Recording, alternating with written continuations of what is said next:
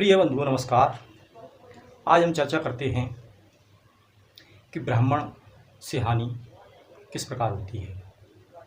ब्राह्मण से लाभ के विषय में तो सबने सुना होगा, लेकिन मैं आपको बताता हूँ कि ब्राह्मण के द्वारा हानि किस प्रकार से होती है।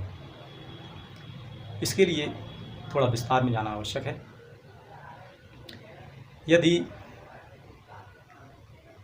कोई ब्राह्मण जो गुरु दीक्षित है, जनेऊ धारण किए है, गुरु मंत्र का जाप करता है, संध्या करता है और उसका अन्न धन सेवा यदि आप लेते हैं तो उस सेवा का इस जन्म में 10 गुना, और यदि मर गए तो आगे के जन्मों में 100 गुना वापस लौटाना पड़ता है।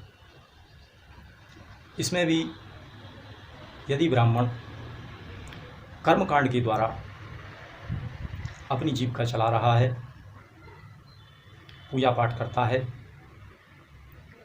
और उसी से धन कमाकर अपना परिवार चला रहा है, तो ऐसे ब्राह्मण से यदि आप सेवा लें, धन लें, पानी पिएं, अन्न वस्त्र आदि कुछ भी लेते हैं, और ऐसा ब्राह्मण यदि 13वीं का अन्न खाता है, 13वीं के भोजन में जाता है, तो ऐसे ब्राह्मण से ली गई सेवा, अन्न धन वस्त्र को आप कैसे भी उस समय में व्यवस्था करके उसका दुगना अवश्य लौटाएं, क्योंकि वह उसको भी हजम करने के लिए या पचाने के लिए भजन करना पड़ता है, तब वह उसके प्रभाव से अपने आप को बचा सकता है। अतः यदि आप परिस्थितिवश कर्मकांडी ब्राह्मण, गुरु दीक्षित ब्राह्मण के यहाँ कुछ लेना पड़े तो उसको तत्काल सवाया धन देकर निवृत्त हो जाए।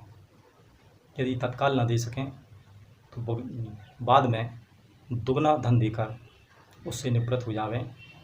परंतु यदि आप भी इसी प्रकार के गुरु दीक्षित कर्मकांडी संध्या करने वाले ब्राह्मण हैं तो ऐसे ब्राह्मण के घर का अन्न जल वस्त्र यदि वो आपको करना पड़े तो आप कर सकते हैं, और यदि वह आपको दान के रूप में या कर्मकांड की पूर्ति के लिए कोई दान देता है तो ले सकते हैं।